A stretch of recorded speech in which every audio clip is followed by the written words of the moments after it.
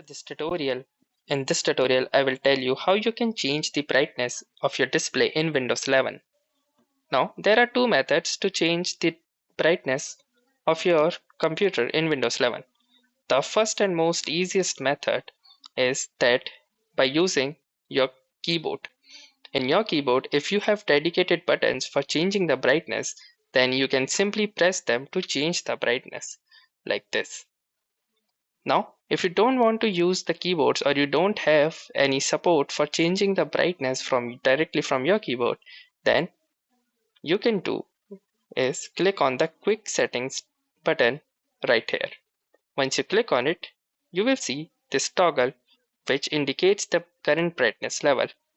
Now, all you need to do is slide this particular toggle to increase or decrease the brightness level as per your suitability.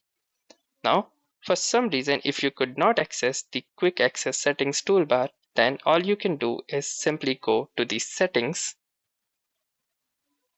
Then, once you are in settings, you need to go to the systems tab. Once you go to the system, you can see at the topmost that there is the display option. Simply click on the display, and here you can see the brightness toggle again. You can increase it or decrease it as per your requirements and preference.